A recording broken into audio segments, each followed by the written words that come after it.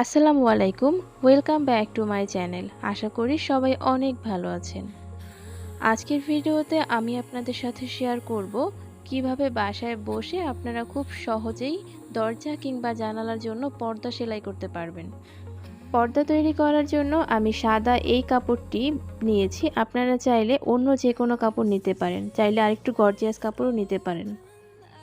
তো আপনার দরজা কিংবা জানালার লং যত সেটা মেপে তারপর পর্দাটি বানাতে হবে। তো আমি এটা 75 ইঞ্চি নিয়ে নিচ্ছি। চওড়াতে কাপড়ে যা আছে তাই নিয়েছি। পর্দা তৈরির ক্ষেত্রে বক্রম অবশ্যই দরকার হবে, বক্রম ছাড়া হবে না। তো এই ক্ষেত্রে আমি 3 ইঞ্চি চওড়া বক্রম কেটে নিয়েছি। আপনারা চাইলে 3, 4 অথবা 5 ইঞ্চি পর্যন্ত নিতে পারবেন। তো এবার আমি সেলাই করে দেখাচ্ছি। তো সেলাইয়ের জন্য আমি প্রথমে পর্দার কাপড়টির উল্টো সাইডে বক্রমটি রেখে দিয়েছি। রাখার পরে এটাকে আমি এক ফোল্ড করে সেলাই করে দিচ্ছি। একটু দেখুন যে আমি কিভাবে সেলাই করছি।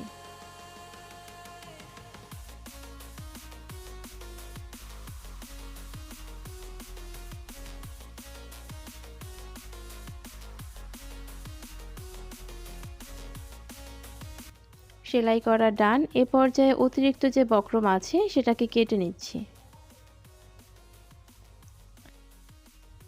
এ পর্যায়ে যে বক্রমটিকে এইমাত্র আমরা সেলাই করলাম কাপড়ের সাথে, সেটিকে আমরা কাপড়ের ওপরে আরেকটি ফোল্ড করে দিব। ফোল্ড করার পরে আগের যে সেলাই রয়েছে সেই সেলাই বরাবর আমি আরেকটি সেলাই করে দিচ্ছি।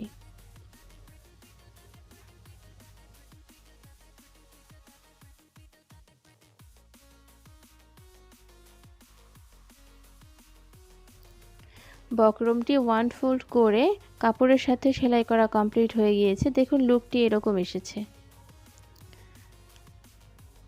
তো এখন যে কাজটি করব একটু খেয়াল করে দেখবেন। প্রথমে 2 ইঞ্চি আমি ছেড়ে নিচ্ছি। 2 ইঞ্চি মেপে সেটাকে রেখে দিচ্ছি। এরপর আমি 4 ইঞ্চিতে একটি মার্ক করে দিচ্ছি। এরপর আবারও 4 ইঞ্চিতে মার্ক করে দিচ্ছি। মানে হচ্ছে প্রথমে 2 ইঞ্চিটি আমি এক্সট্রা ছেড়ে দিব। এরপর থেকে আমি 4 ইঞ্চি 4 ইঞ্চি করে পুরো পর্দাটির চওড়া যতখানি আছে ততখানিতে মার্ক করে নিব। দেখুন আমি অলরেডি মার্ক করে নিয়েছি। এবার 4 ইঞ্চি যে গ্যাপে যে দাগ করা আছে সেই দুটি দাগ মিলাতে হবে। অর্থাৎ দুটি 4 ইঞ্চি দাগের মাঝ বরাবর ভেঙে সেটাকে মিলাতে হবে।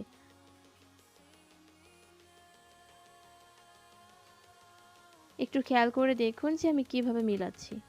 মিলানোর পরে এবার সেলাই করে দিতে হবে এটাকে, এবং সেলাইটি অবশ্যই মজবুত করে সেলাই দিতে হবে যেন কোনো কারণে এটা ইউজ করতে করতে ছুটে না যায়।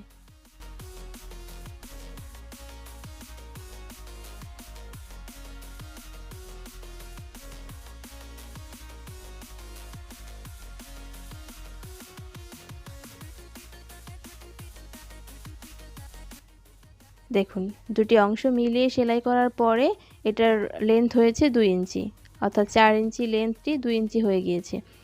এখন মাঝখানে একটি ঘর আমরা রেখে দিব। তার পরের যে 4 ইঞ্চি 4 ইঞ্চি ঘর আছে সেখানে আমরা আবার একই কাজ করব। প্রথমে 2 ইঞ্চি আমরা ছেড়ে দিয়েছি, ওটা এক্সট্রা কাপড়। এরপর আমরা দুটি 4 ইঞ্চির যে মার্ক আছে সেই মার্ক দুটি মিলিয়ে সেলাই করেছি। এরপর আমরা 4 ইঞ্চির একটি ঘর ছেড়ে দিব। ছেড়ে দেওয়ার পর পরবর্তী ঘরে আমরা আবারও একটি ফোল্ড করে চাপ সেলাই দিয়ে নিব।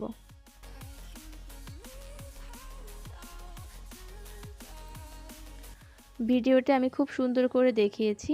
আশা করি একটু মনোযোগ সহকারে দেখলে আপনারাও পারবেন। দেখুন আমি সেলাই করে নিয়েছি। আমি একে একে সবগুলো ঘর সেলাই করে নিয়েছি।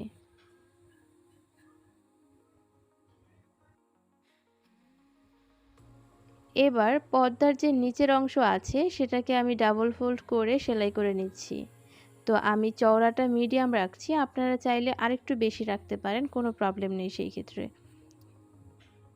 তো এটাকে আমি প্রথমে চিকন করে একটি ফোল্ড করে তারপর আরেকটি ফোল্ড করে সেলাই করে দিচ্ছি।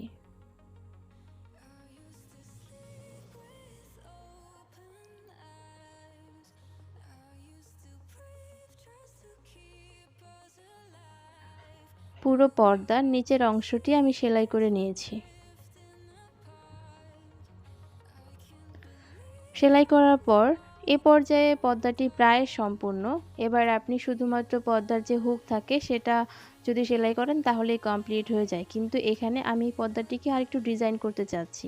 ডিজাইন করার জন্য পর্দার যে 4 ইঞ্চি ঘরকে আমরা সেলাই করে 2 ইঞ্চি করেছিলাম সেটাকে আমি সমান 3 ভাগে ভেঙে নিচ্ছি। 3 ভাগে ভেঙে নেওয়ার পর এটা একটা ফুলের মতো দেখাচ্ছে। এরপর আমি নিচে যে সেলাইটি দিয়েছিলাম সেই সেলাইটির ওপর এটাকে চাপ সেলাই দিয়ে দিচ্ছি।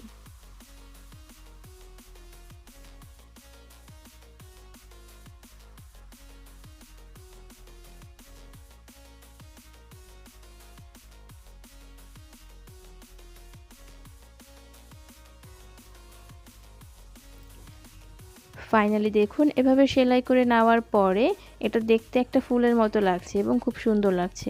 দ্যাটস ওয়াই আমি পুরো যে ঘরগুলো রয়েছে এক একটি ঘর, প্রত্যেকটি ঘরকে আমি 3 ফোল্ড করে একইভাবে চাপ সেলাই দিয়ে নিয়েছি।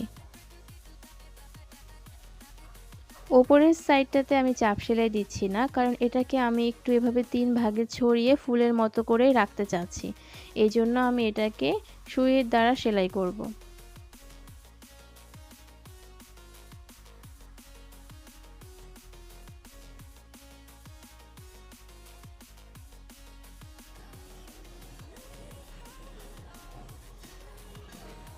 এ পর্যায়ে আমি পর্দাটিতে যে গোল চাকি আছে সেটা সেলাই করব।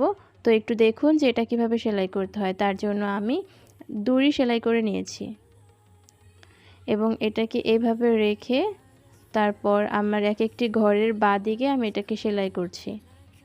চাপ সেলাই দিতে হবে যেন কোনোভাবেই এটা ছুটে না যায়। একটু মনোযোগ সহকারে দেখতে হবে যে আমি কিভাবে সেলাই করছি।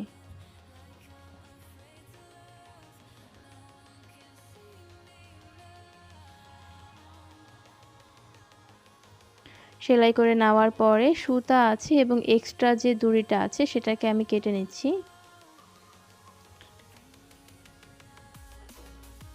দ্বিতীয়টিও আমি অ্যাটাচ করে দেখাচ্ছি আপনাদের সেলাইয়ের সুবিধার জন্য। একই পদ্ধতি ব্যবহার করে আমি পর্দার সাথে এটার গোল চাকিগুলো একে একে সবগুলো সেলাই করে নিচ্ছি।